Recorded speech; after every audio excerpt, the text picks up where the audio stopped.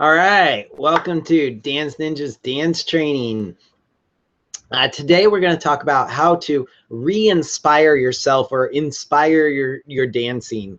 Sometimes it's easy to get burnt out. Sometimes, whatever we're doing, we're just not feeling our dancing. We're just not feeling excited about going dancing. But we remember those times when we absolutely loved dancing and that we were so excited to go out and maybe we want to get back those times.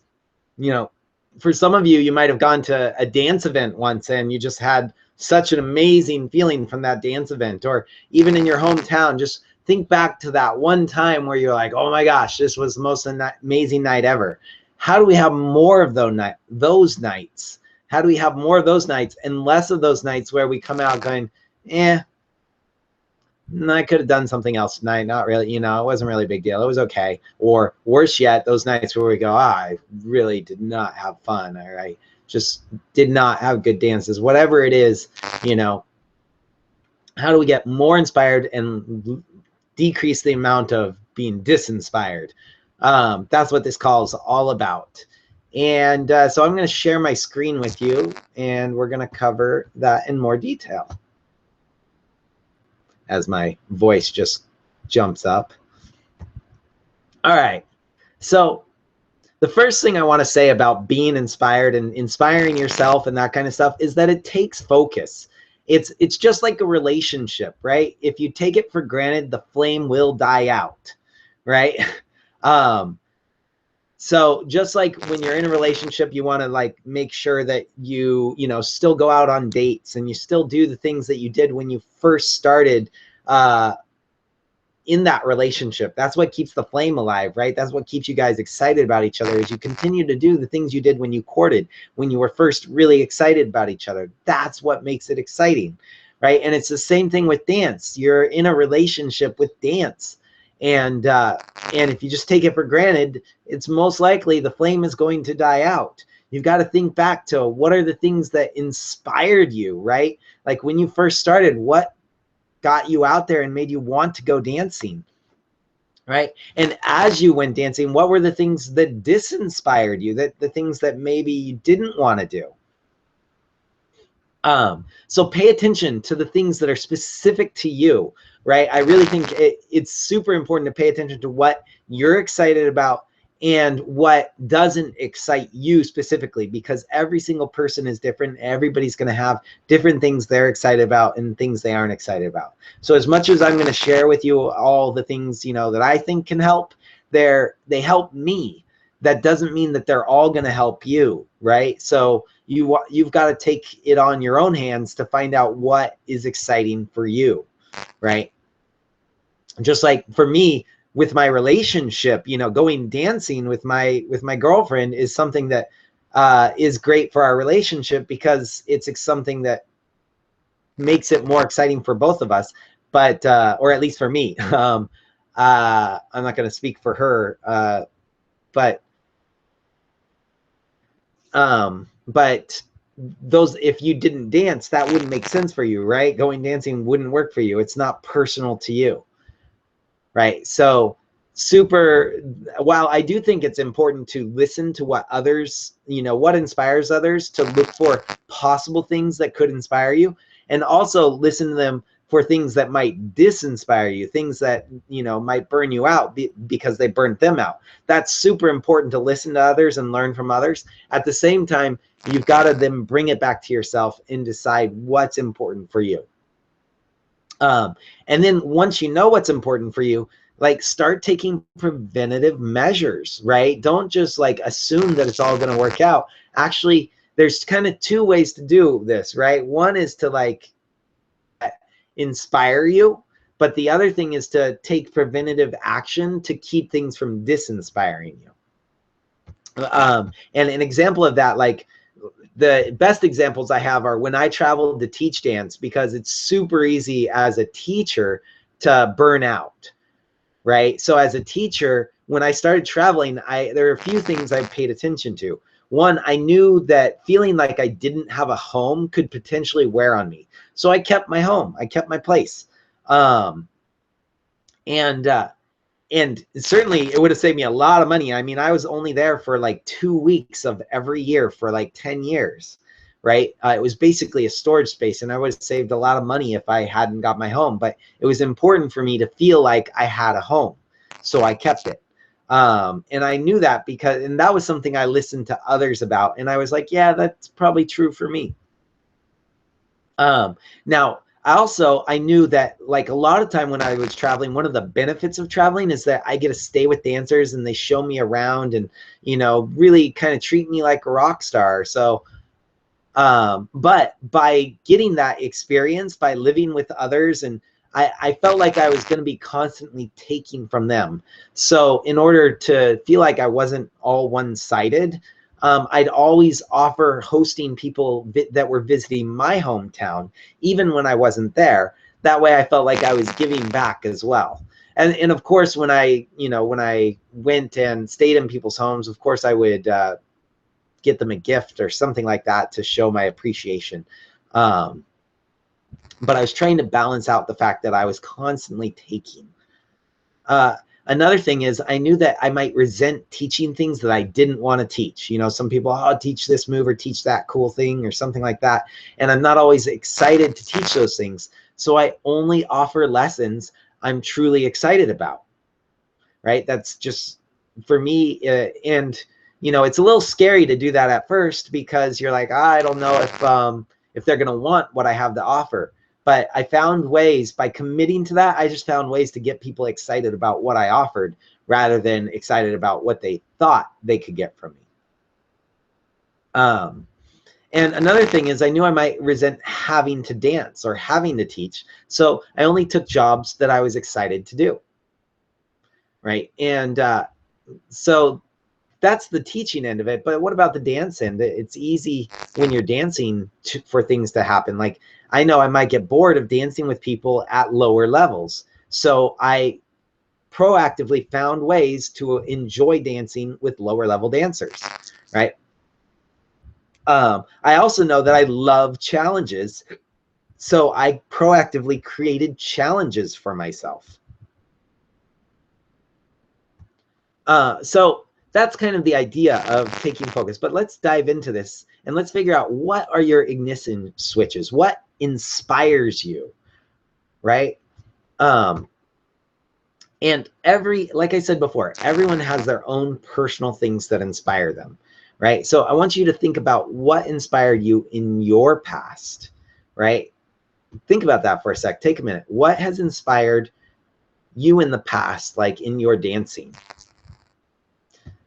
Some examples might be like a dance move you learned, right? A really cool move. And maybe you stopped doing that move. Maybe just trying out doing that move again would be like, oh yeah, that's super fun, super cool. For me, challenges are awesome. You know, what kind of challenges can you create for yourself?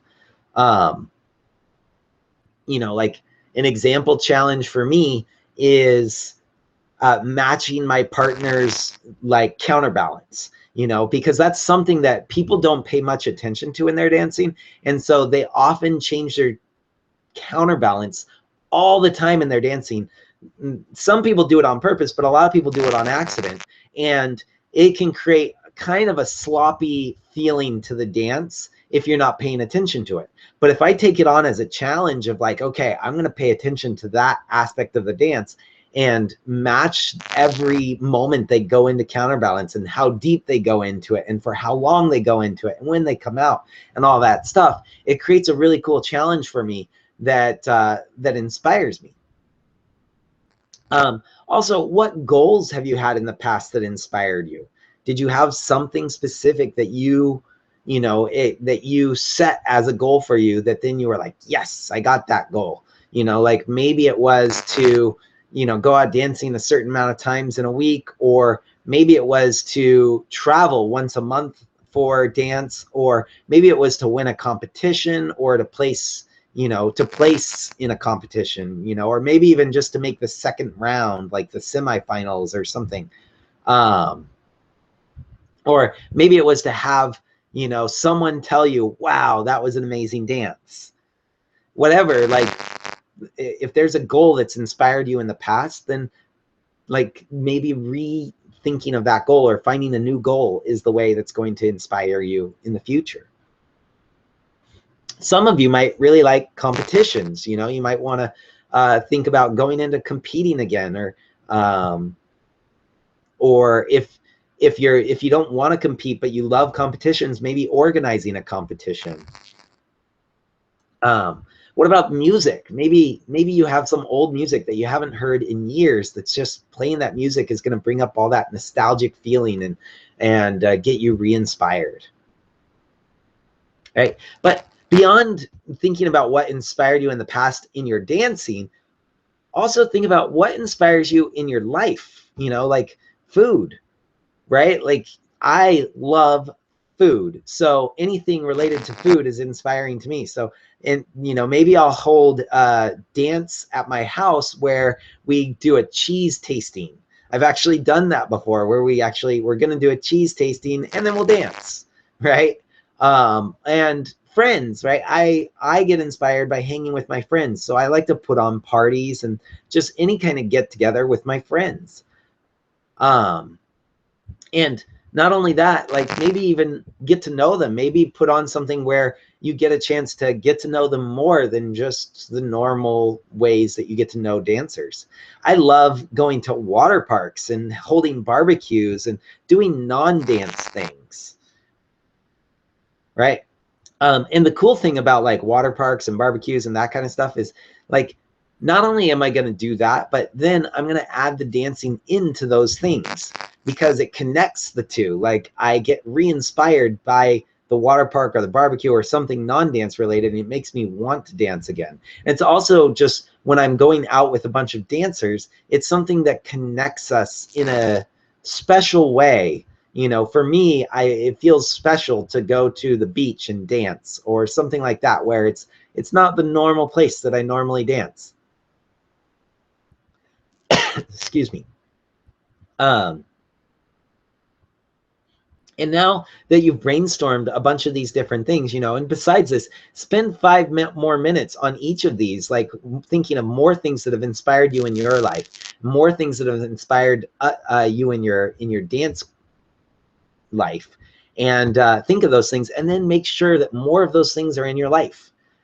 You know, either create them yourself, you know, organize things yourself, or ask your organizers to organize things. You know, if you don't want to organize something, tell your local organizer, you know, it'd be really cool if we had a water park party, or, you know, a get together at the water park, or a barbecue, or whatever else it is. But make sure you have more of that stuff in your life. And the other thing I'm going to say is, and this isn't real, I don't know if this goes in this section, but I want to add it here for now, and that's ask others what are their ignition switches, right? Like do some research and find out what are some other things that excite other people, and could those things also excite me?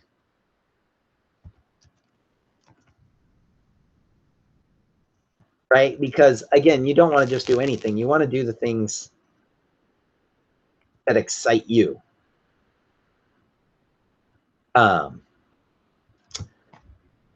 So then once you've got your ignition switches, the other thing is to also look for your roadblocks, right? What are the things that might disinspire you or keep you from being inspired? And again, everyone has their own reasons they lose inspiration. So you've got to do the same thing. Think about what disinspired you in the past, and think about what's disinspired you in your life, and then take preventative measures, right? And the other thing, again, is ask others, right? Like brainstorm with others what disinspires them. And then ask yourself, could these affect you, right?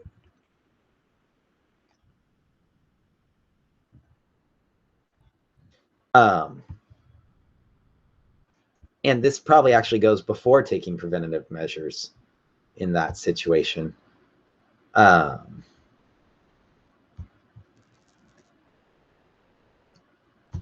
So let's look at some examples of what might disinspire you in your past. You know, some of the things that might have done it for me. Like bad dances. And I put quotes around bad because to me, I don't like to think of it as there's such thing as a bad dance. There's just dances that I don't know how to make good yet, right? Like there's nothing inherently bad about the situation that's going on, right? Like even if we go to the absolute extreme of, and this is going to sound ridiculous, I know, but it's true. Like it gives you the example of even the extremes can be true. Let's say that someone's physically putting me in pain in the dance, right? 99% of the world would say that's a bad dance, right? Except the 1% that enjoy pain, right? There are people that are in like BDSM clubs and things like that that actually love a certain level of pain.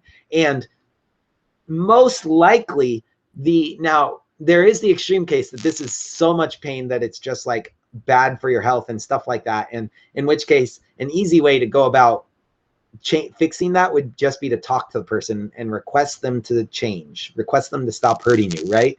And I know some of you are saying, oh, I've done that before, it didn't work. You have to remind people, right? You have to remind people a lot when you first tell them. Like it can't just be, oh, that move you're doing really hurts, like please don't do it. Because when they're in the heat of the moment of the dance, like they're not thinking about, they're not thinking about you and whether it hurts you. They're thinking about 600 other things and how to lead this perfectly or how to follow that perfectly and all these other things that like pull their attention away from the fact that you mentioned to them 5 minutes ago that hurts them, right? And that hurts you. So you've got to remind them in the situation multiple times. Or you could just not dance with them. That's another acceptable thing. It's not everybody wants to dance with everyone, and that's fine.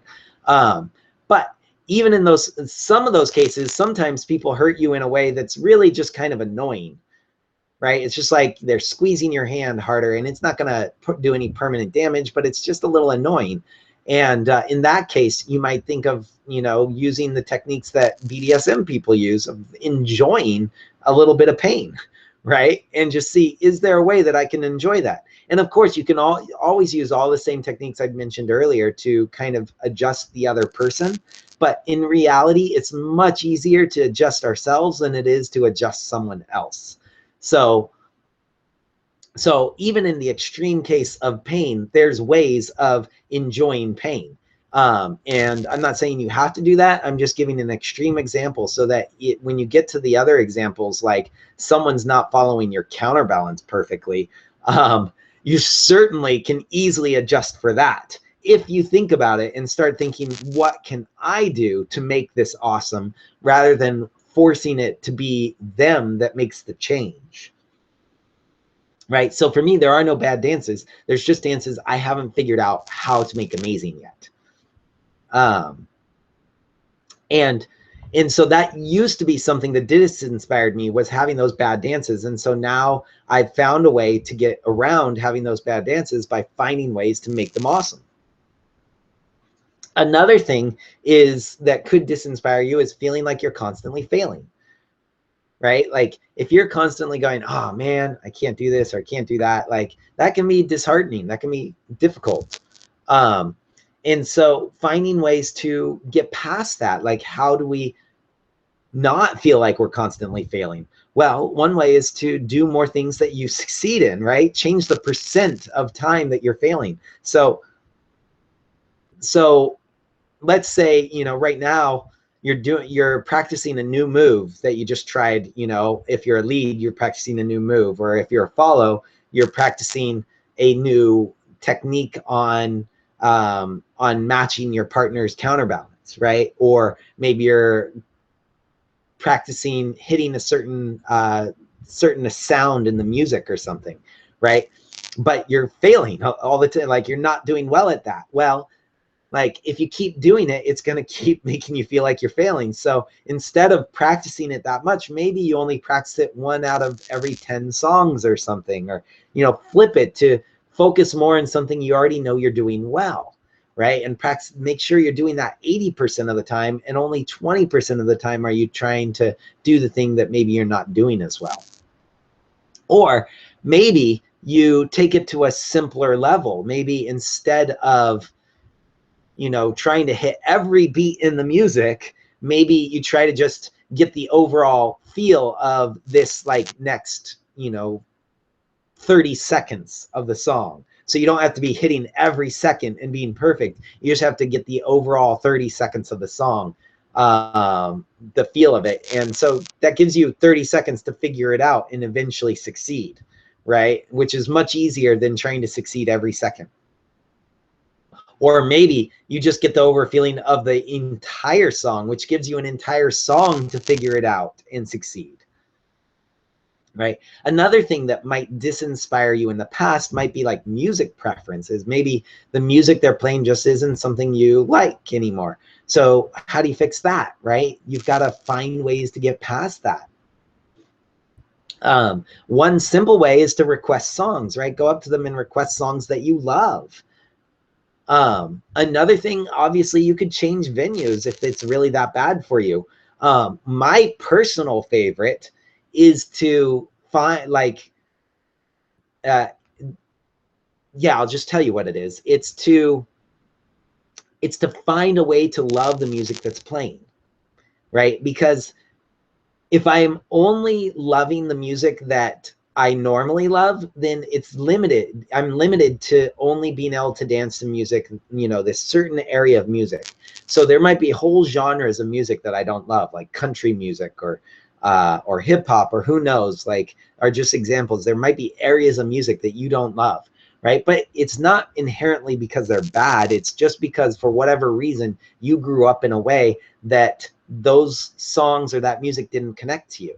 So if you can go to people that it does connect to and like interview them, like ask them, why do you love this music? What do you like about this song? You know, like they might point out some areas of it that you didn't realize.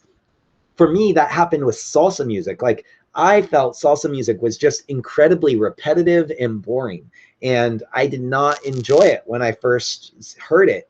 And so I just asked salsa dancers, well, what do you guys like in this music? And they started showing me some of the details in it that I didn't even hear, right? Because for me, it was all sounded the same. But once I started hearing more of the details, I started to go, oh, it's not all the same. This is kind of cool.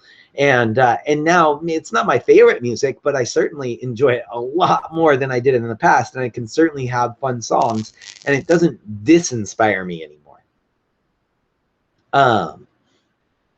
So that's my favorite, but at the same time, like do what's easiest for you as well at times. So, like do a balance or try all the different ways and see what works for you. Now, another thing that might disinspire you is maybe you're just tired. Maybe you're overworked. Maybe you're going out dancing too much, right? Some people just go every single day or like all the time, or, you know, especially if you're a teacher, you feel like you have to go out. You don't have to go out. Even if you're an organizer, you know what? Organizing a dance is not that complicated. I know we think it is. I know we have this like, I can't, it's my baby, I can't let other people do it. But there's plenty of people, like lots of people that have figured out that they can delegate and they can let someone else run the night and it will still go okay, right? Maybe it won't be as good as yours, but that's okay too, because then your students will appreciate, you know, your dancers and attendees will appreciate it even more when you are there, because they notice the difference between when you're not. Now, if there's that much of a difference, I do think you should train the people to get better so that they can get, you know, close to what you do. But, and I wouldn't have other people do it so often that like people feel like the norm is not that good and you're special, right? The norm ideally is really good, but then every once in a while it's like, okay, that's not as good this night or something. That's okay, you know, to have a few nights that don't feel as good. But that happens all the time. So make sure you take time for yourself, you know, and even maybe it's your own work. Maybe you're just working too hard in other areas of your life. And that's when I'm going to say again, like, take time for yourself.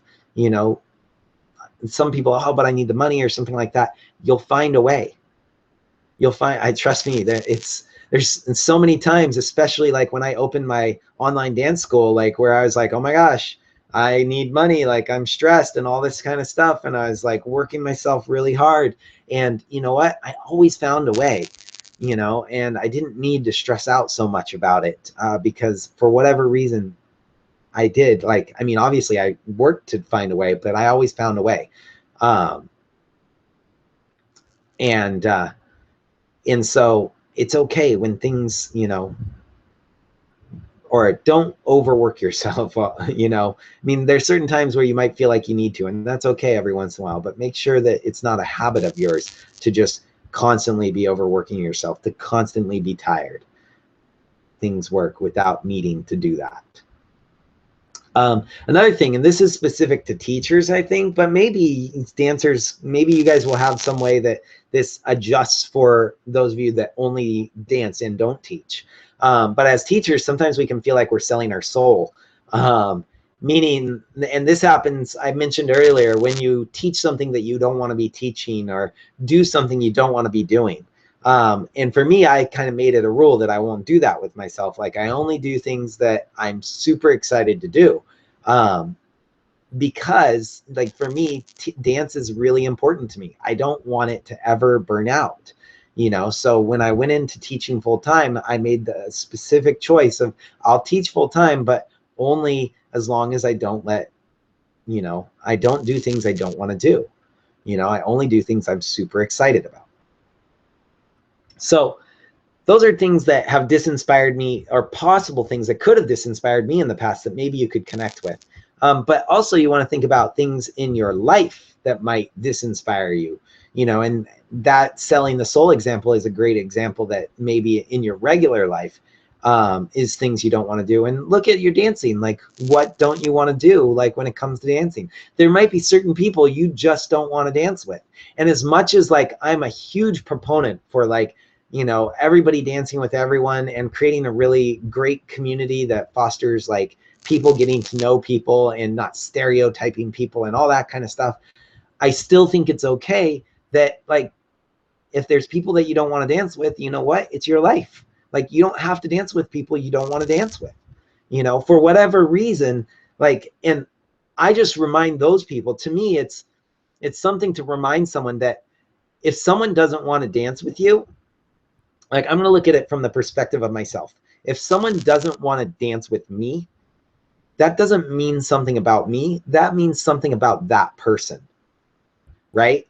Like maybe I remind them of, their father, and they had a bad relationship with their father. And so that whatever reason, it's just for me specifically, I have that reaction with them. Or let's take a more drastic example. Maybe I lead in a way that hurts their dancing, right? Now I could take that as, well, I'm a bad lead, and it means I don't lead well. But you know what? I bet there's people that I lead that the way I lead doesn't hurt them, right?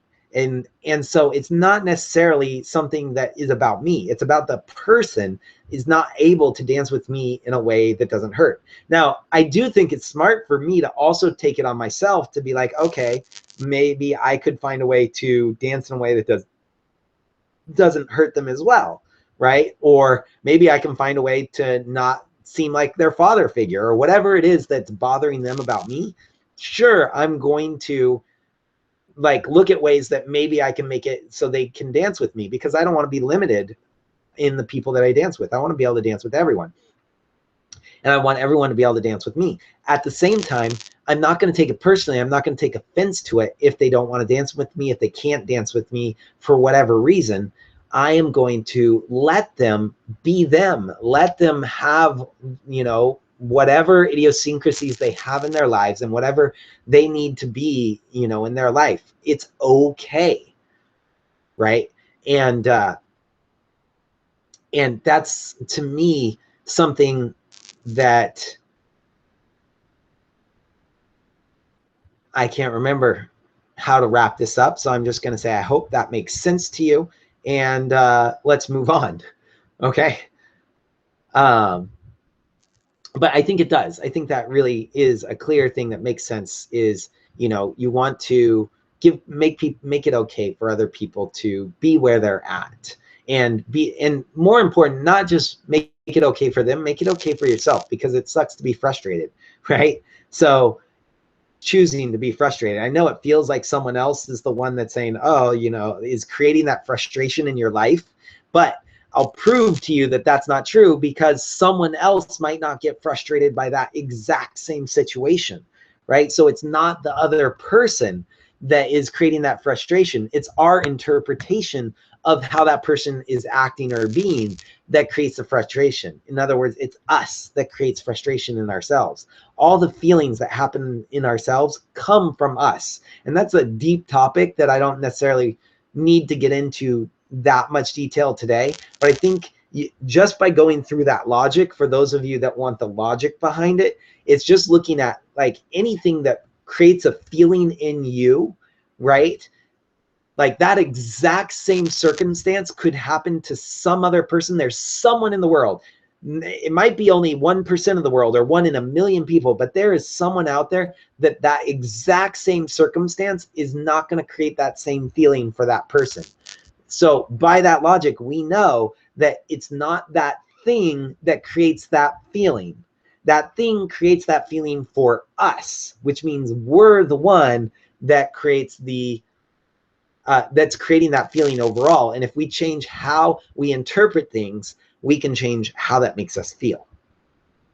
Again, doing that is something that takes a whole, I've done an entire 3-day workshop just on that topic, where you're looking at how you interpret the world and how to adjust your interpretations of it. And if you want to do that, it's called the the Landmark Forum. And it's brilliant. I try to teach some of their concepts as we go. If you do my more in-person teacher trainings, we delve a little more deeply into that stuff, just because it makes sense for the intensity of the trainings that we're doing.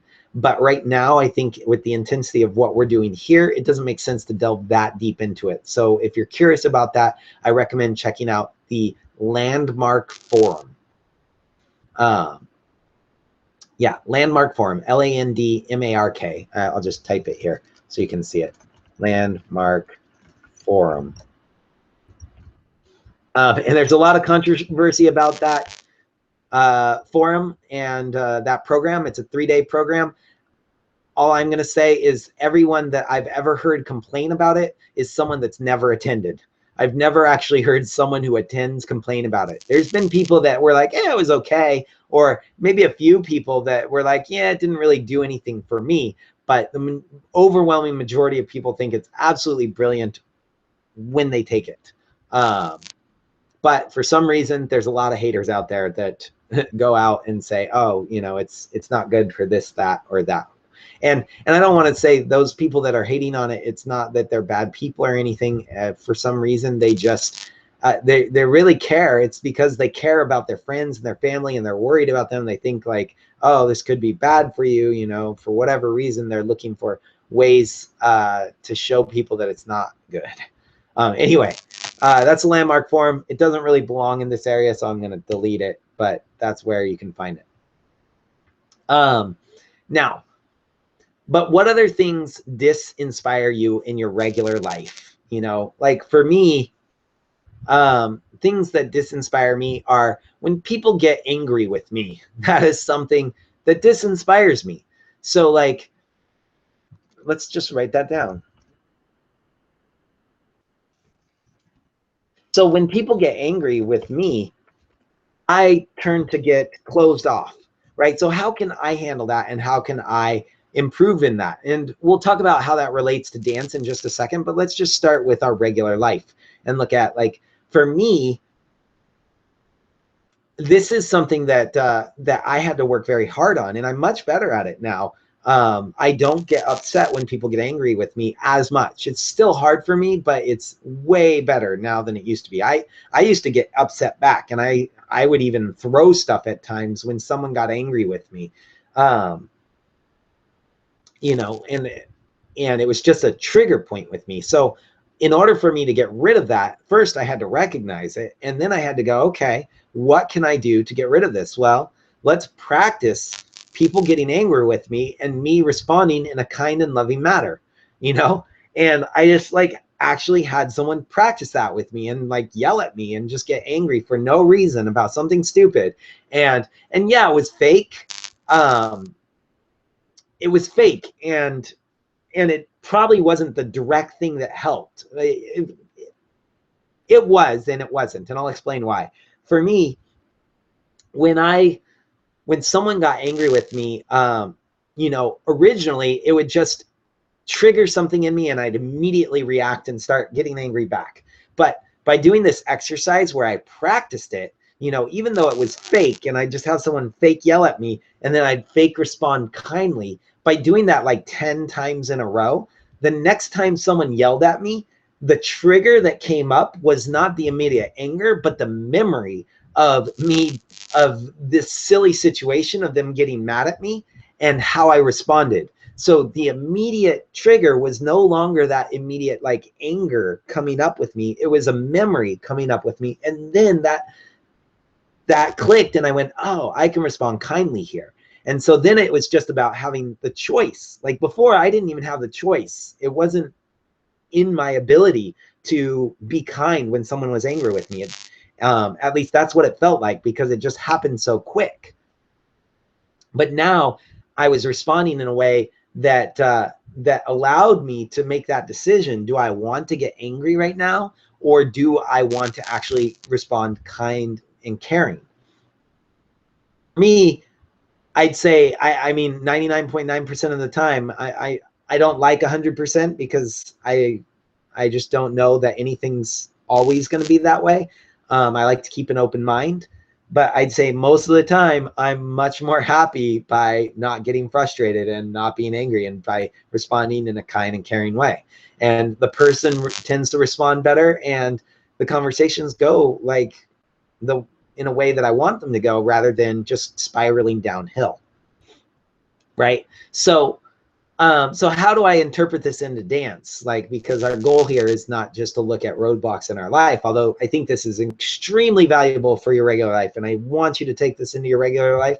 At the same time, this can happen in your dancing in slight variations. So maybe it's not someone getting angry with you per se, but maybe it's someone not wanting to dance with you, right? So you might respond in a way that doesn't like when someone doesn't want to dance with you. How do you respond? Do you respond in a really kind, caring way? Do you respond in a way that's like, why don't they want to dance with me, and feel bad about yourself?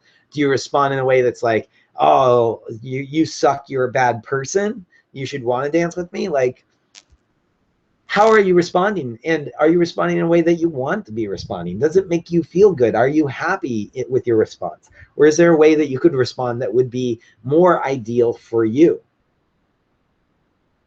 Right? And what are other things that disinspire you in your life, and how do they tie into dance? You know, for me, I mean, one thing, like I said before, something that inspires me is great food. Something that disinspires me is lack of great food. Right? Like, so like going to places where dancing, like we always go for food afterwards. And if I go to a place where I'm not really inspired by the food, that can like slowly eat on me, you know, slowly disinspire me. So I'm going to do my best to inspire the group to want to go to places that have really yummy food, right? So that's what I do, right? I literally say, hey, let's all go to this place, or I found this new place, let's check it out. And for me, that's important enough that I'd rather go with a small group, maybe like, you know, 20 of the people want to go to one place and only 5 want to go to the other place. I'd rather go, all right, that's cool, you guys go there, we'll go here, you know, and have that experience of the really yummy food while still being with a group, than not have that experience at all, right? And for me, now I do love groups, so I'd probably go with the group to a place that has lame food over going on my own. But I'm totally fine with a smaller group as well. So if I can get a few people to go somewhere different, that's going to be good for me. And not only that, but like I've also brought food to the venue because it inspires me. And, you know, like friends of mine bring cookies and things like that, but I've actually hired a sushi chef to come in and make food for everyone, you know.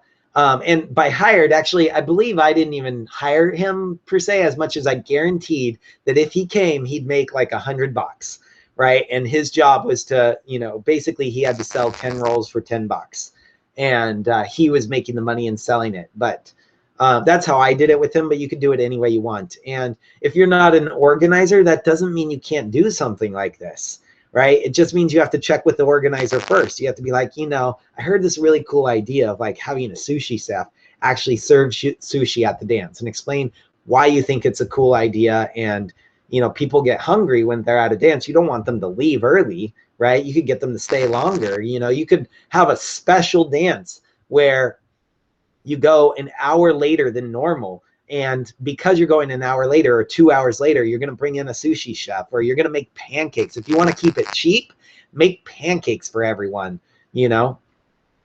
And you can bring a little portable grill. I used to do that as well. I'd bring this portable grill and make pancakes at late night for everyone that stayed. And you, again, you don't have to be an organizer to do that. It's just looking for the things that like inspire you or disinspire you, and how can you have more of the things that inspire you and less of the things that don't inspire you. Now, again, I think the other thing is like ask others, ask others what disinspires them, right? And then could these affect you in some way? Again, not everything that disinspires someone else is going to matter to you, right? But some of those things might. So really, when you ask, like take preventative measures by asking others and trying to find out what are all the possible ways you might lose inspiration, right? And how could that affect you?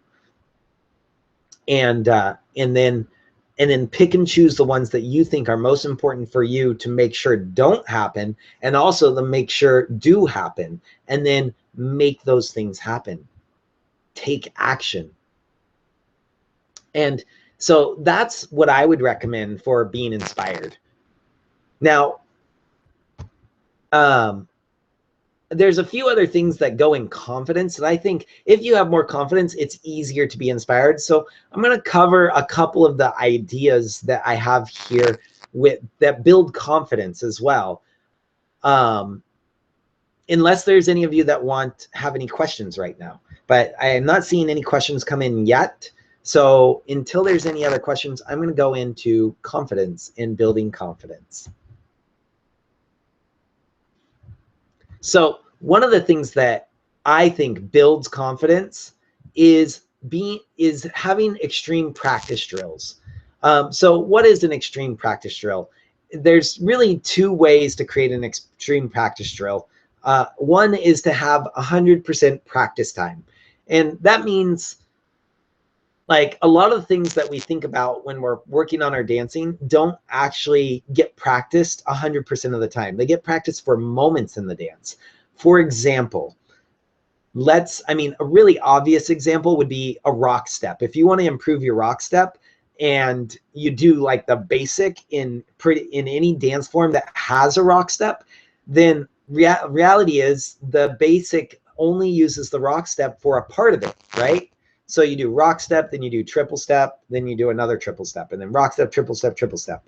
If you're doing that, then 1 out of 3 of the things that you're practicing is the rock step. So you're only practicing the rock step 33% of the time, right? Whereas if you literally just did rock step, rock step, rock step, rock step, now you're practicing it 100% of the time, right? So you're obviously going to get better at your rock step more quickly than if you do it 33% of the time, right? Now, it's not to say putting it into the dance isn't a good idea. It is. You want to also do, practice it within things, but you don't want to forget to practice it like all on its own 100%. And maybe I'm going to give you a more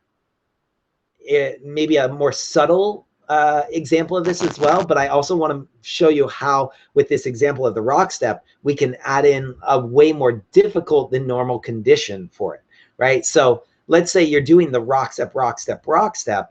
Instead of just doing that, you could also have someone throwing stuffed animals at you, and you have to dodge the stuffed animals, but always maintaining the rock step at the same time, right? And what that does is it's basically putting you in a situation where the rock step is no longer as easy as it normally is, because now you have to focus on something else. And so it's training your ability to do the rock step, what's the word? Subconsciously, like as a habit, rather than having to focus on it. So you are focusing on it. You're getting that 100% focus, but you're adding in something that makes it a little more difficult. Or, you know, another example might be like to do it in high heels, or to do it only on your tippy toes, or to do it on a, like if you were on like one of those, I don't know what they call them, like the balls that like have, it's like a ball, but the top of it is flat. So you stand on it and it kind of is wobbly, right? And try to do your rock step on something that's wobbly. But basically putting yourself in any kind of condition that's way more difficult than you normally would experience on the dance floor.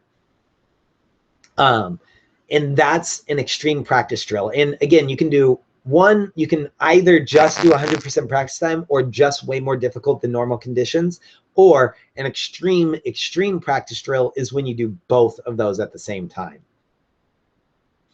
And the key though is that you don't do something that's so difficult that you're no longer doing your rock step, or you're failing. You know, you shouldn't be failing more than 20% of the time. So pick something that's difficult enough that you fail. You know, sometimes it's definitely difficult enough that you're not perfect, but that you're getting at least 80% practice time of nailing it. And maybe a more subtle example of an extreme practice drill is, let's see. Well, let's look at the connection that you have to do a rock step, right? So just the connection in a rock step in Lindy Hop, in swing dance. I'm gonna show you my screen again so you can see it. In swing dance, it's this connection. Fixing my hair, excuse me, gotta get all pretty. But the swing dance, in swing dance, there's rock step is this motion. I'm gonna move this back a little so you can see my arm. It's this motion.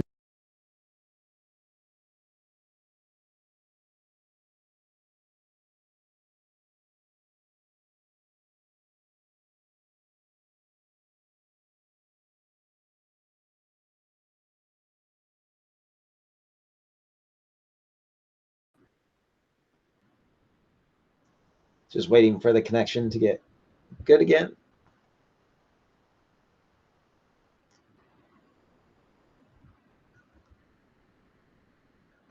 I think it's still recording, so I'm going to go ahead and say, so when you're doing this, the rock step is a expansion of your arm, right? Where you expand out and contract your arm. That's the rock step spilling. There's an expansion and a contraction in the arm. So let's just focus on that expansion and contraction, and not focus on the rock step itself, because, and there's actually a lot of movements that use an expand and contract, right?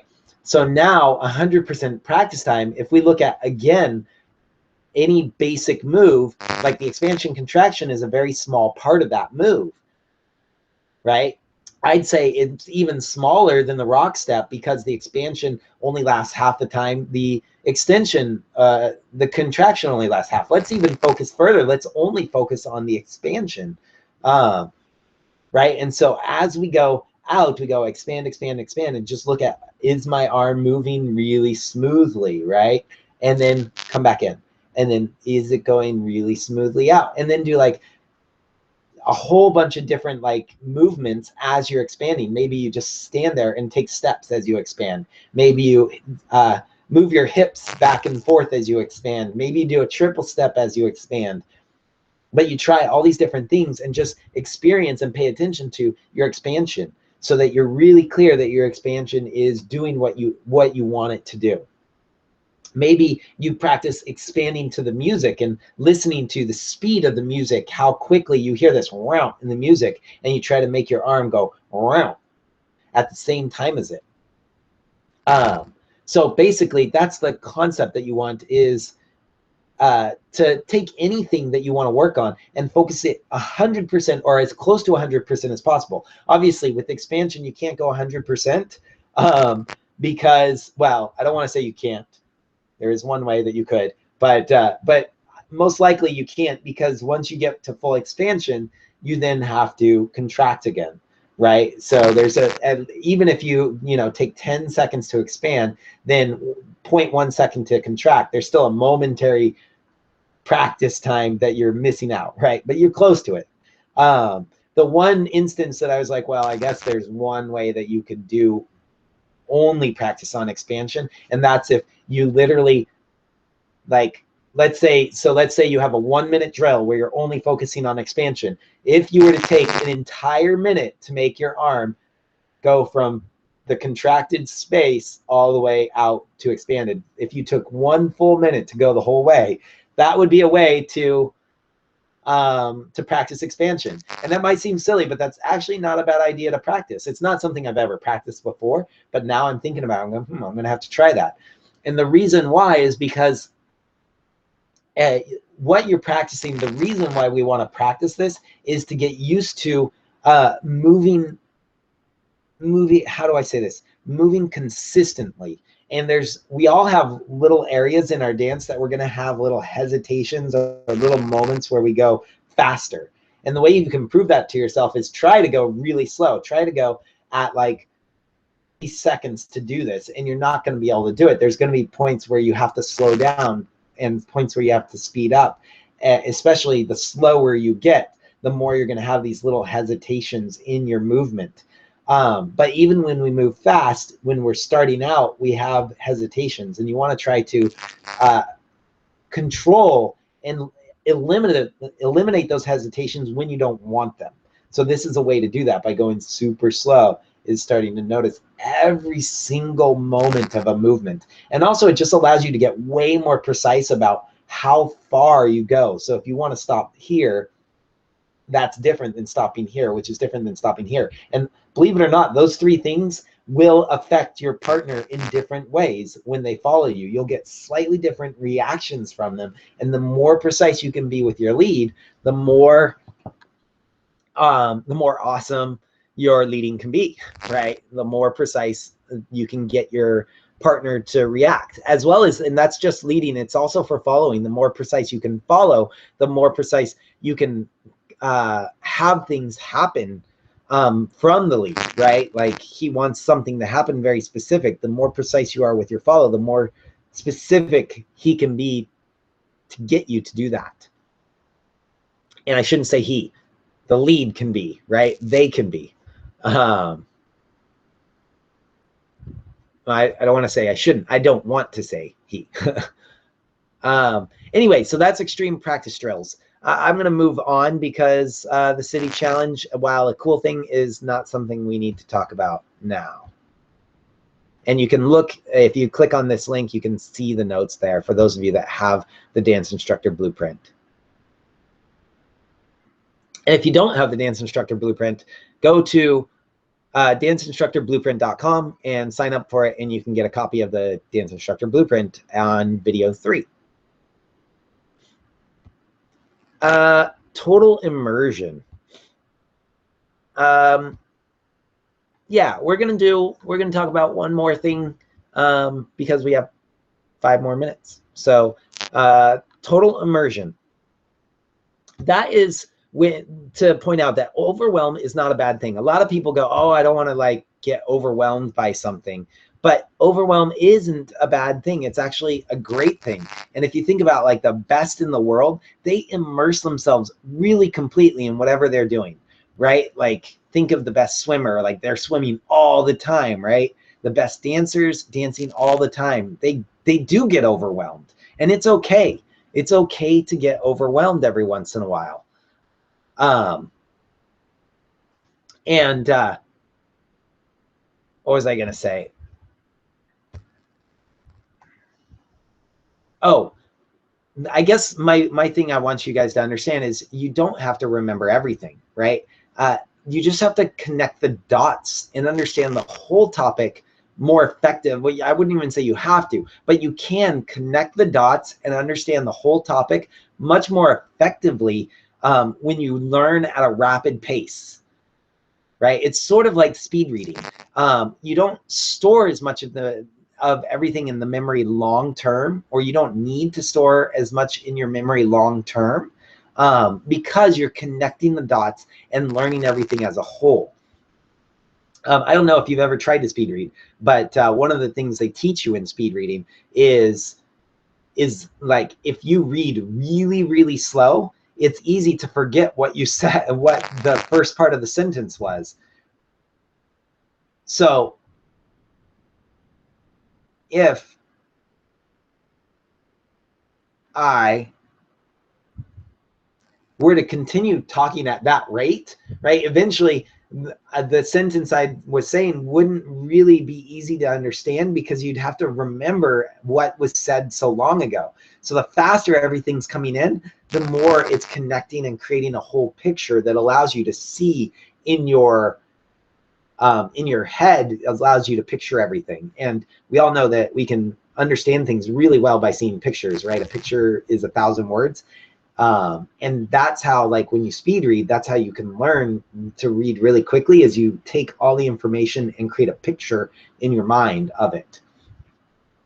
But it's the same thing in dance. We want to make sure that we're understanding, or I don't want to say we have to do this, but it's really valuable to totally immerse yourself and learn a whole bunch of different stuff, so much that you know you're going to forget half of it. And that's fine, because the stuff that you do remember is going to connect better with the things that you forgot and still make it a more solid foundation for you.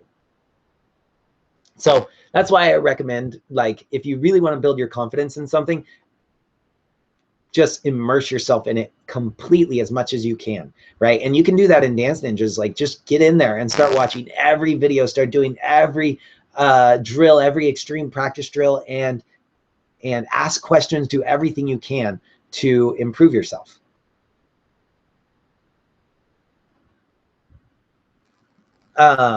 Another thing for me that improves my confidence is the concept of making every dance amazing, right? Like, it's a mindset and it's a physical behavior. And I want you guys to understand that the mindset is just that it is possible to make every dance amazing, right? Knowing I can do that, knowing maybe I'm not physically able to yet, but knowing that it's possible, first off, is inspiring. It's like, ooh, cool, I have more to learn. I have stuff that I can improve. Being able to do that, like at times where other people struggle, is extreme confidence builder, because it's something that I can do that other people are like, I can't do that. No problem, I can do that. What? Like, I mean, I don't want to sound cocky or something, but it's a good feeling to be able to do those things that not everyone can do. So it's so important to me to have that philosophy. So if you don't understand the whole make every dance amazing concept, I really recommend that you dive deep into the dance training that's called Make Every Dance Amazing, or So Good You'll Want Seconds. There's a whole month-long training on that. I can't recommend that enough. That's one of the first things I think those of you that have been dancing, at least a few months, should just dive into immediately. And if you've been dancing, the longer you've been dancing, the more important it is for you.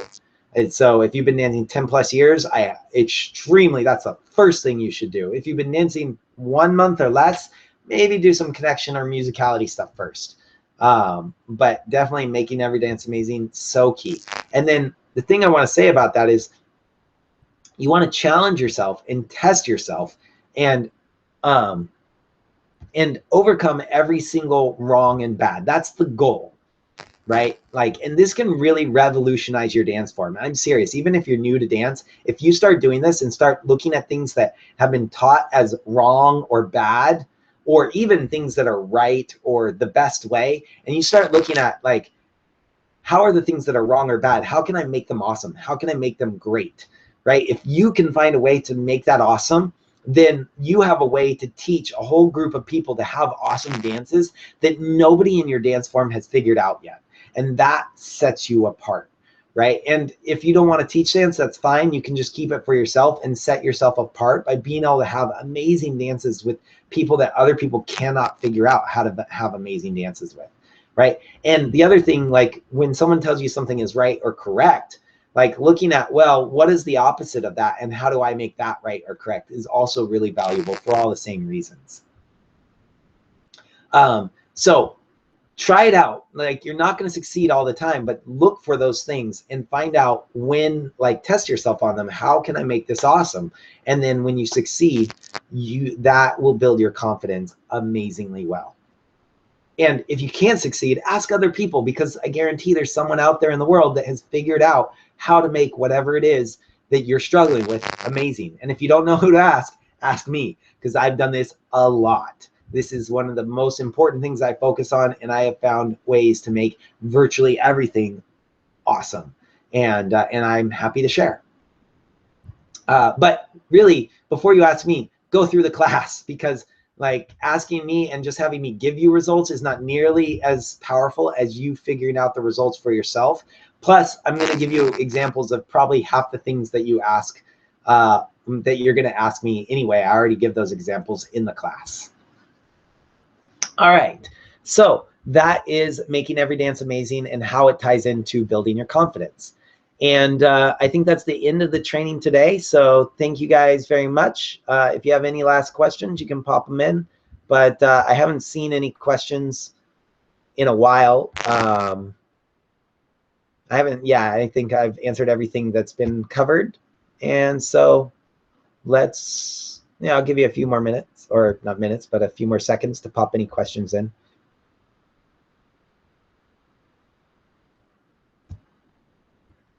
Otherwise, all right. Dance Ninjas out.